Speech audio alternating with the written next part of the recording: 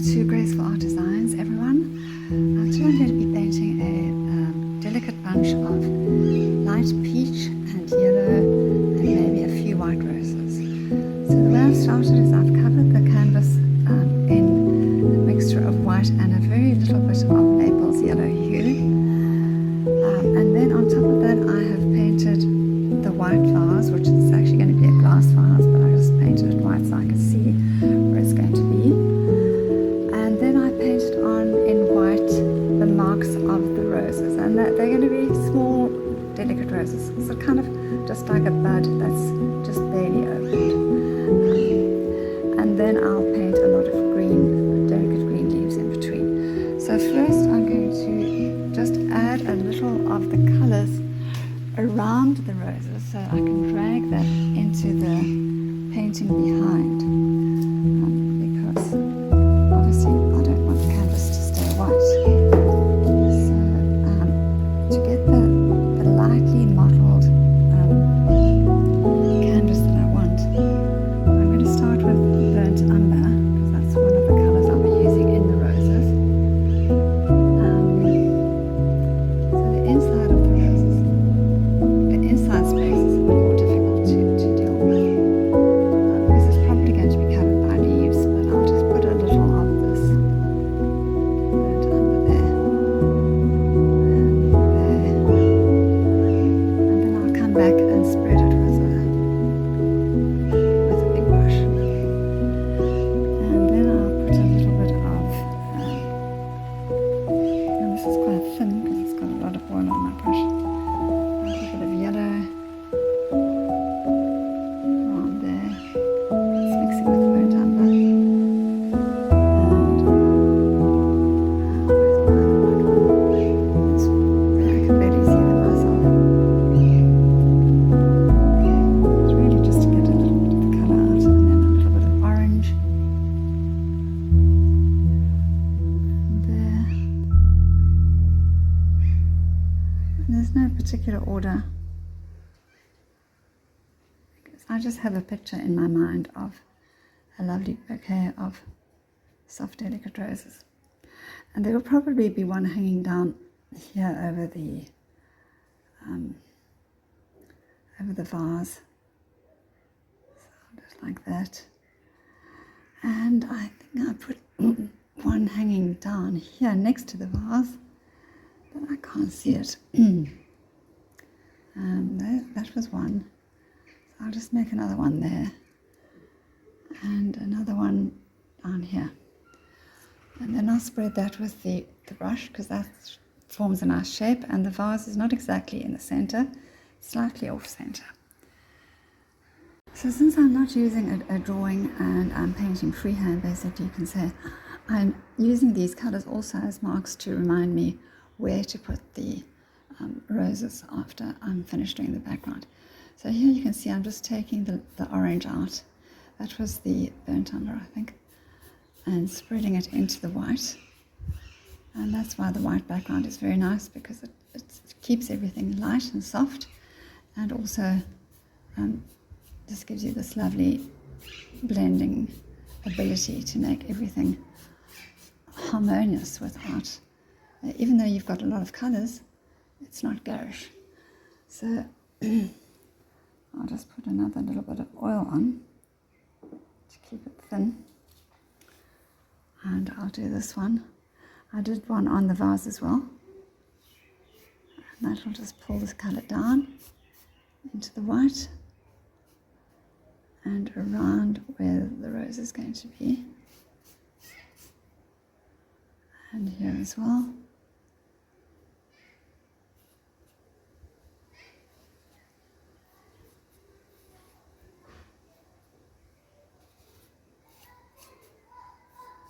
And so I'll continue.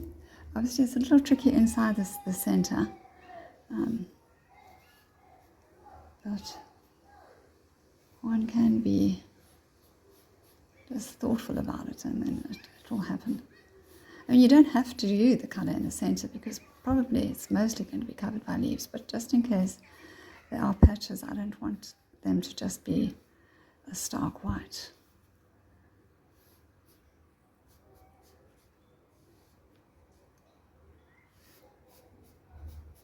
So these big brushes are very useful for many things, even though this one's actually showing signs of wear already, but it's still working.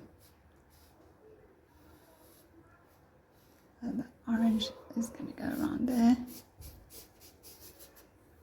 I'll come back and fan it all out once I've spread out the initial bits.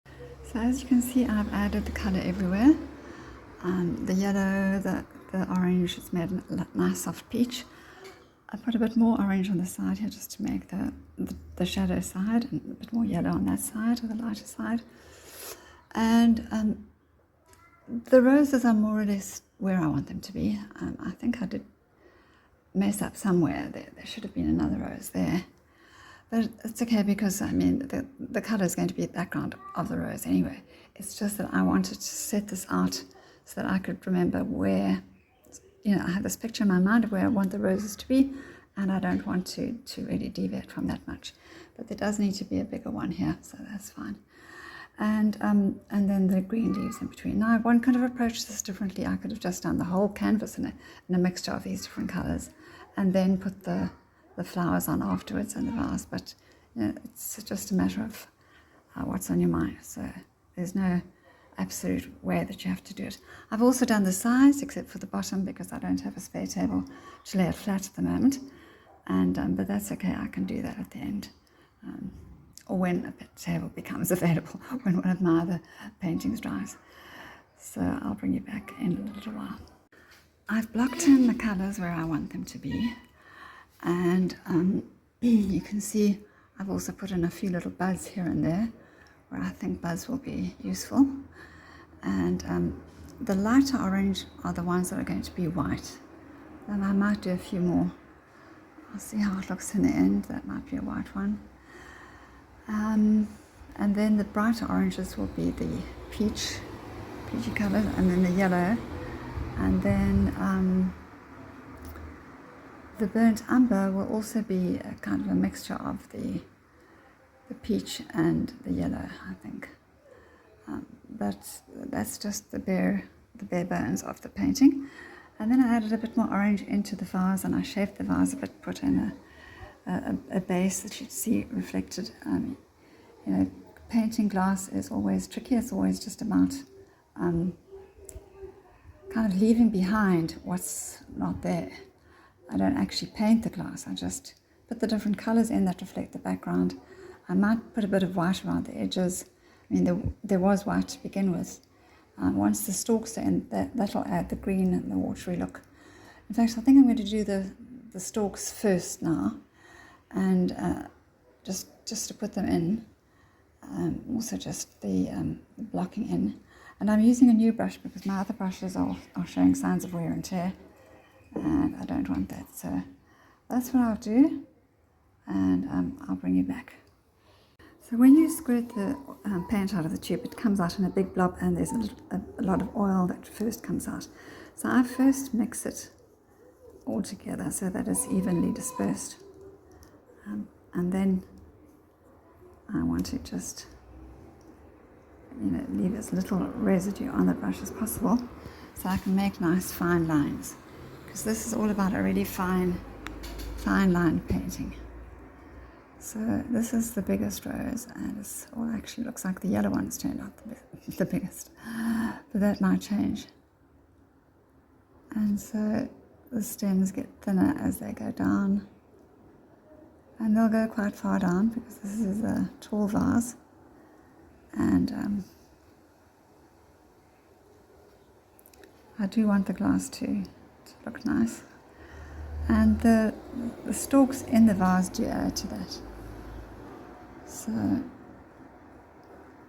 this one has come down this way, and now it's cutting off.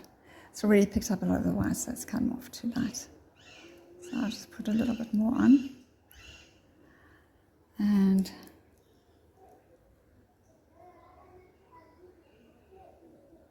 so this is also a Fulart brush. As I couldn't find flat brushes when I went shopping this time. Can you believe it? They only had,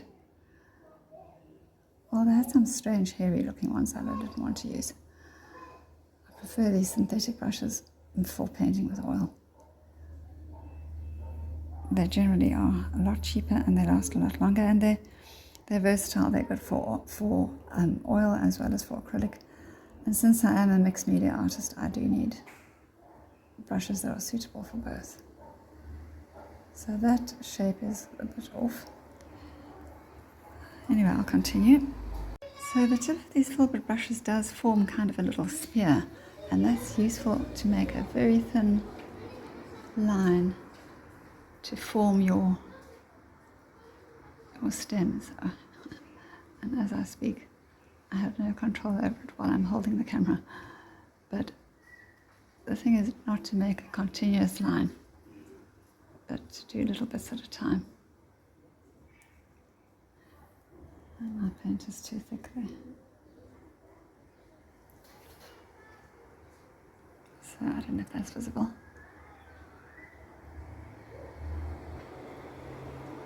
To make them soft, they don't have to be hard lines.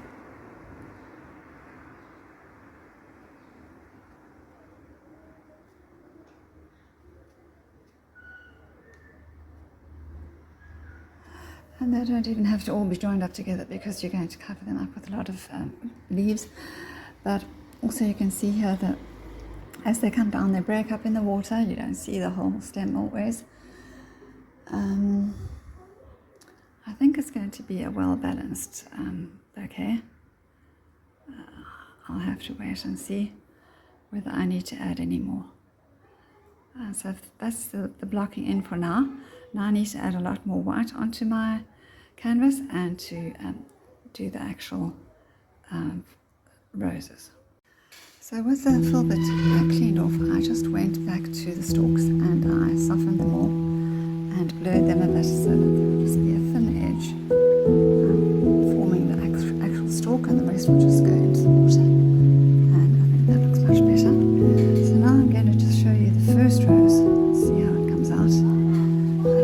So I'll take this big peach one here, orange, which is going to not be a peach, and I'm going to just, well, that will be the very opening of the bud there. So with the white, I'm going to soften it all the way down.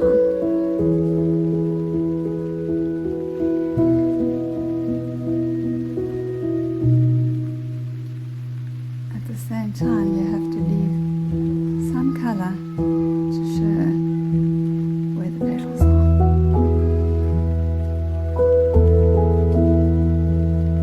And this might take more than one layer.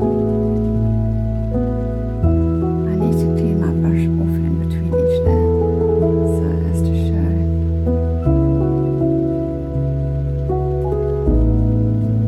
where the petals are coming and covering the layer underneath them. So again, with fresh white on the brush, I want to show you another colour. Now there I've done two peach ones, and that needs a little bit of adjusting there. I'll first do the yellow one here. So I could use different shades of yellow. I could use, if this doesn't work out the way I want it, I can use some different shades of yellow that I have. But I'll start with this, just putting the white over the yellow to make a lighter shade of yellow. And this Fulart brush does all the shading for you, really. So adding some more white. After a while, I can't see it. I'm getting to that point now where I can't see what I'm doing. Everything's just going fuzzy and blurry.